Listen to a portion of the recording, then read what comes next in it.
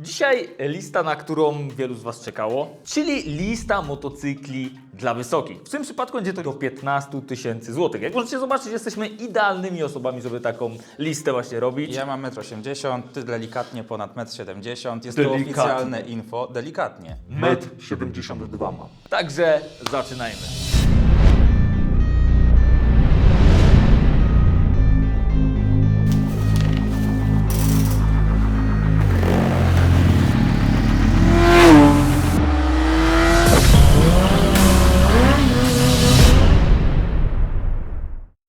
Zrobiliśmy potężny research, wrzuciliśmy grafikę na social media i poprosiliśmy Was, abyście napisali, ile macie wzrostu i czym jeździcie. I na podstawie tego przygotowaliśmy właśnie taką listę. I na tej liście pojawi się aż 8 motocykli, które najczęściej były przez Was wymieniane. I przez przypadek na 8 motocykli jest aż 5 Hond. Naprawdę jest to bardzo przypadkowe. Hondziarz podświadomie wybrał 5 motocykli. Naszą definicją osoby wysokiej, przynajmniej dla mnie, jest 1,90 m+, dla Petita 1,85 m, ale z racji, że on jest krótszy, to inaczej na to po prostu patrzy. Przyjmijmy to, że 1,85 m w górę jest osobą wysoką. Zawsze bierzcie pod uwagę, że mimo wszystko się od siebie różnimy, nawet jak mamy taki sam wzrost. Listę otwiera duże wiadro, czyli Honda Varadero XL1000 V, ale pierwszej generacji. Pierwsza generacja produkowana była od roku 99 do 2002. Ten motocykl występuje w kwotach 8, 9 do 11-12 tysięcy znajdziemy. W 2003 roku wchodzi pierwszy lift. Tu już kwoty raczej są w okolicach 15, 16 do 20 tysięcy i tam najważniejsze zmiany, jeśli chodzi o drugą generację, to przede wszystkim pojawia się już wtrysk. I druga sprawa, mamy możliwość wybrania modelu z ABS-em. Ale zostawmy drugą generację, bo skupimy się na pierwszej. To, co jest najistotniejsze w tym motocyklu, moim zdaniem, to przede wszystkim silnik, bo jest to litrowa V-ka zaciągnięta z VTR 1100 Firestorma, czyli niecałe 100 koni, 99 Nm i niestety minusem tego motocykla jest to, że on po prostu dużo waży. Na sucho to jest waga w okolicach 220 kg, więc całkiem sporo. Ktoś powie, nie, to nie jest dużo, ale jest jeszcze drugi element wagi tego motocykla. Środek ciężkości jest w nim bardzo wysoko, więc jeśli nie jesteśmy rosłym chłopem i wywalimy się z tym motocyklem, bo wpadniemy na pomysł, żeby wjechać w nim w teren, to niestety możemy mieć problem, żeby ten motocykl podnieść. Druga sprawa, jakieś tam wolniejsze manewry, również będziemy tą wagę z racji tego wysokiego środka ciężkości czuć. Ale ten motocykl teoretycznie nie jest motocyklem przeprawowym, adventure'owym. Raczej nie w takim zamyśle on powstał, natomiast jak się okazuje po latach, Varadero jest bardzo często wybieranym motocyklem właśnie do takiego zastosowania.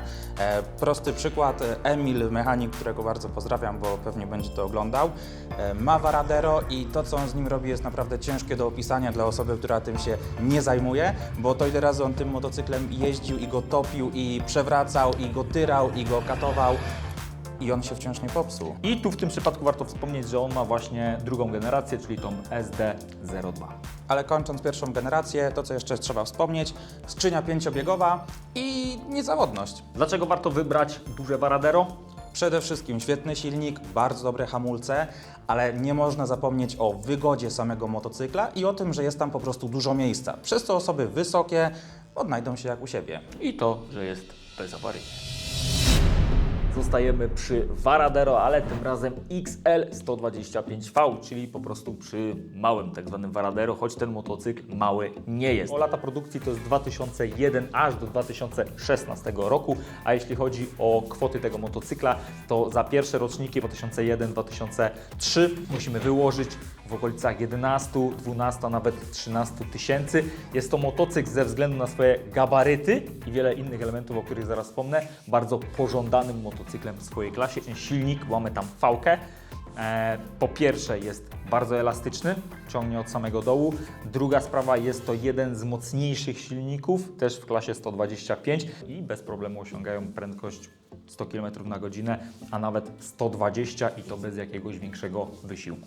Być może 120 na godzinę nie brzmi oszołomiająco, ale trzeba zapamiętać o tym, że to jest 125 i spalanie w tym motocyklu to jest około 3 litrów i patrząc na to, że zbiornik w małym Varadero ma 17 litrów pojemności, no to pozwala to na przejechanie naprawdę naprawdę dużego dystansu bez potrzeby tankowania co 200 km, jak to w niektórych motocyklach ma miejsce. Waga małego wiadra gotowego do jazdy to okolice 190 kg, więc nie jest mało, ale też motocykl jest dość spory. Druga ważna sprawa, w 2007 przeszedł on lift i poza tym, że motocykl zmienił się pod względem wyglądu, trochę lampy, trochę owiewki, to gaźniki zostały zastąpione tryskiem. Co za tym idzie, też nieco spadło spalanie i motocykl stał się jeszcze bardziej przyjemny w użytkowaniu i jeszcze bardziej niezawodny.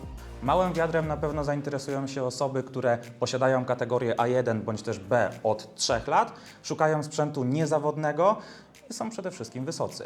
Tak, jeśli macie ten 1,90 m i więcej, to 125 w przypadku Varadero myślę, że to będzie dla Was właśnie dobre rozwiązanie. Zostawmy adventury w spokoju i skupimy się teraz na czymś kompletnie innym, czyli na nakedach. I zaczniemy tutaj od BMW F800R. Produkowany był od 2009 roku do 2014 i jego następca to F900R. Jest na kanale, więc możecie sobie obejrzeć odcinek o tym motocyklu. Mówimy tutaj o tych pierwszych modelach rocznikowych, czyli 2.9, 2.11. Kwoty to w okolicach 14-15 tysięcy. Zdarzają się również tańsze, ale nie wiem, czy bym w ogóle tam do nich zaglądał. W przypadku... Jest sens w ogóle po to jechać, oglądać. Tak, w przypadku BMW raczej zająłbym się tymi motocyklami, które są w lepszym stanie. Jeśli mówimy o nowszych rocznikach, to nawet znajdziemy F800R w okolicach 17-20 tysięcy, no ale jak wiadomo, wszystko zależy od stanu, przebiegu i wielu innych elementów. Silnik, który znajdziemy w F800R, to dobrze znana już jednostka z poprzednich modeli BMW, czyli F800S czy też F800GS, natomiast ona akurat w R została delikatnie zmodernizowana, ale w takim dużym skrócie jest to rzędowa dwójka, która generuje w okolicach 90 koni i też niecałe 90 Nm. Tak. Mówione jest, że jest to dość udana konstrukcja i jak wszystkie motocykle na tej liście, w miarę bezawaryjna. Sam motocykl jest po prostu duży. Tak, ma duże gabaryty i ogólnie to, jak skonstruowany jest ten motocykl pod względem baku i kilku innych elementów, to znajdziemy po prostu tam m.in. miejsce na kolana. Bo nie wiem, czy wiecie, ale bak nie znajduje się w standardowym miejscu, tylko pod kanapą, jak w większości modeli z serii F800. W przypadku F800R nie można zapomnieć o bardzo ważnym elemencie i to jest w dużym zakresie regulowana kanapa, bo możemy tam zmienić położenie aż o 5 cm. Ktoś teraz sobie policzy, ile to jest 5 cm i w sumie mało. Ja Wam powiem, że to jest bardzo dużo i nie dlatego, co Wy myślicie, ale faktycznie w przypadku regulacji kanapy jest to całkiem spory dystans. Pod względem takim technologicznym, w tym momencie z tych motocykli, które wymieniliśmy, jest najwyżej pozycjonowany. Znajdziemy tam mnóstwo bajerów w postaci komputera pokładowego, grzanych manetek, światła LED w standardzie i dużej ilości innych rzeczy, których w tamtych motocyklach po prostu nie ma. Waga w okolicach 200 kg, ale przyspieszenie do setki 3,5 sekundy, więc jak na 90 koni... To jest bardzo dobry wynik. Tak, też tak mi się wydaje. Jak na Nakeda to jest bardzo dobry wynik. Ten motocykl nadaje się na długie trasy. Nie ma problemu, żeby używać go też turystycznie, więc to jest naprawdę duża zaleta. Jest wygodny, jest tam sporo miejsca i też na pewno zaleta jest taka, że pali dość mało. Spalanie w okolicach 4-5 litrów to dla tego motocykla nie problem. Honda NC700. Motocykl dość niezwykły na tej liście, ponieważ również jest to naked, jak jego poprzednik. I druga sprawa, motocykl dla wysokich na kategorię A2, czyli motocykl, który mieści się w mocy 35 kW. Motocykl produkowany był tylko przez 2 lata, od 2012 do 2013. Bo Honda wprowadziła potem model 750. Te motocykle zaczynają się w okolicach 13-14 tysięcy, ale potrafią kosztować bardzo dużo i wynika to m.in. z tego, że znajdziemy również wersję ze skrzynią półautomatyczną, ze skrzynią DCT. Warto jeszcze dodać, że występuje on w wersji również X, czyli w wersji turystycznej, wyższej. Silnik to jest rzędowa dwójka. 48 koni, około 60 N i silnik o pojemności niecałych 700 cm3. Nie można zapomnieć też o tym, że jest to silnik z Hondy Jazz, wyciągnięty, przepołowiony na pół i wrzucony do budy motocykla. To jest już stary i nieśmieszny żart. Mnie on cały czas bawi. Kręci się trochę tak jak diesel, bo chyba do 5000 obrotów i tam już się zaczyna czerwone pole, ale sama jakby jednostka jest bardzo przyjemna do jazdy. Wiktor od nas z ekipy jeździł tym motocyklem, jak posiadał kategorię A2. 1,85 m wzrostu i jeszcze miał tam miejsce. Jest to motocykl bardzo prosty, niezawodny, ale bardzo nudny. Raz, że jest nudny, a dwa, że też dużo ludzi się śmieje z tego, że to jest taki trochę skuter, ponieważ podobnie jak w przypadku F800R, również bag jest w troszkę innym miejscu niż standardowo lewo motocykl ma, a w miejscu baku jest schowek, w którym bez problemu zmieścimy kask motocyklowy. Albo jeszcze ja muszę to wspomnieć, albo koszyk z grzybami, bo Wiktor jeździł tym motocyklem na grzyby. Tak, bo to jest taki motocykl trochę dla grzybiarzy, jakby nie było. Motocykl jest dużych rozmiarów i my jechaliśmy z Wiktorem we dwójkę na tym motocyklu. Raz tak wyszło niestety i ja miałem dużo miejsca, Wiktor miał dużo miejsca, więc do dalszej turystyki też jak najbardziej ten motocykl się sprawdzi.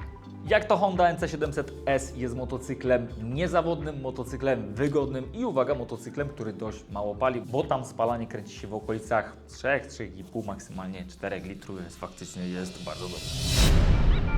Na naszej liście nie mogło zabraknąć popularnego cyklopa, czyli Kawasaki Versys 650. Mówimy tu o pierwszej generacji, 2006-2009 rok. Jeśli mówimy o kwotach, to te motocykle zaczynają się w okolicach, bezpiecznie mówiąc, 10-11 tysięcy. W przypadku drugiej generacji są to kwoty już bliższe, raczej 14-15 do 20 tysięcy.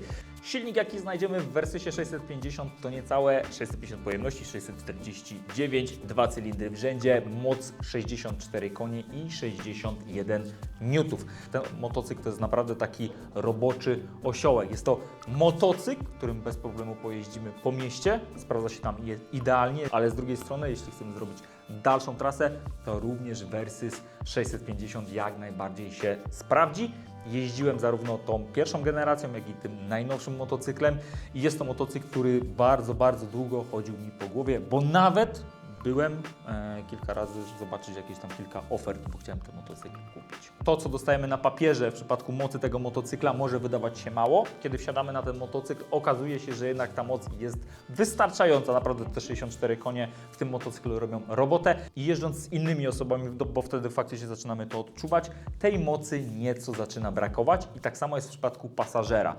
Im dłużej jeździmy z pasażerem, tym też zaczynamy widzieć, że tej mocy gdzieś tam brakuje. Natomiast sam silnik też można często usłyszeć, że powoduje lekkie wibracje, przez co przy naprawdę długich trasach to może być delikatnie męczące i odczuwalne, natomiast w takim normalnym użytkowaniu do turystyki niewielotysięczno-kilometrowej jak najbardziej to nie będzie nam przeszkadzało. Tak, ale na pewno silnik można usprawiedliwić pod względem tego, że tą jednostkę z jakimiś tam zmianami znajdziemy w bardzo wielu modelach Kawasaki i to na przestrzeni już 15 lat i ten silnik słynie naprawdę z bardzo dużej bezawaryjności i w sumie jest bardzo mocno bezobsługowy.